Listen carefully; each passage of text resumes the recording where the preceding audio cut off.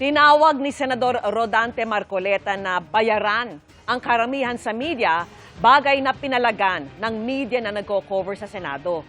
Kumambyo kalaunan si Marcoleta at humingi ng dispensa. Nakatutok si Mark Salazar.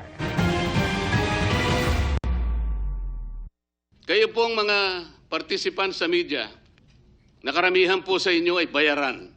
Tahasang inakusahan ni Senador Rodante Marcoleta ang mga miyembro ng media sa pagdinig ng paksyon ni Senator Alan Peter Cayetano kaugnay sa issue at kontrobersya ng flood control.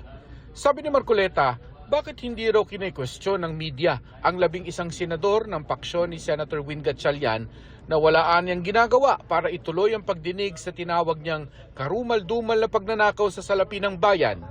Deserve aniya ng taong bayan ng mga sagot kung sino ang tumanggap ng pera. Sasabihin ko na sa inyo ito, meron po bang nagsalita sa kanila?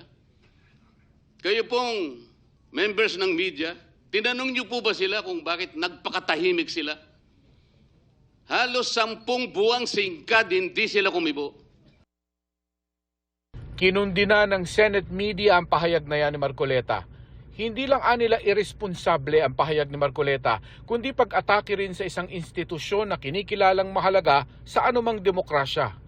Ang pahayag ni Marcoleta hindi rin anila makatarungan at paninira sa media workers na posibleng maharap sa pananakot at panggigipit at nalalagay sa panganib ang buhay para magbigay ng impormasyon sa publiko at mapanagot ang nasa kapangyarihan. Ang paratang ni Marcoleta kung hindi suportado ng ebidensya ay nakasisira sa tiwala ng publiko sa lehitimong pamamahayag at lumilikha ng negatibong pagtingin sa media practitioners na nagtatrabaho lamang. Dagdag ng Senate media, hindi kailanman dapat idamay o gamitin ng mga mamamahayag sa tapatan, alitan o agawan ng kapangyarihan ng mga politiko. Hindi masama at mahalaga naman sa isang demokrasya ang pagpuna sa media coverage. Pero ibaan nila yung constructive criticism o pagbatikos para makatulong sa tahasang paninira sa mga mamamahayag. Hindi nila humihingi ang media ng papuri, pero hindi rin nila deserve ang walang batayang pagkondena. Ang nararapat nila ay magkaroon ng media ng kalayaang magulat nang hindi binabansagan ng kung ano-ano, hindi binubuli at hindi isinasakripisyo sa labang politikal ng iba. Sa press conference kaninang hapon, nilinaw ni Marcoleta na hindi niya nilalahat ang media. Humingi rin siya ng sorry. Pwede niyo bang i-play yung statement ko if I said that exact sentence? Baka hindi ganun ang pagkakasabi ko.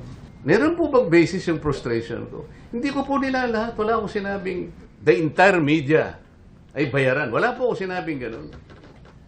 Maybe I had some frustrations with PR. Pasensya na po kung ako'y nakapagsalita ng ganun. I did not mean it. Ito po ay dahil sa frustration ko sa nangyari at sa nangyayari pong nakikita ko. Ang gusto ko po, makatulong kayong lahat para yung katotohanan. Ang katotohanan lang po importante rito.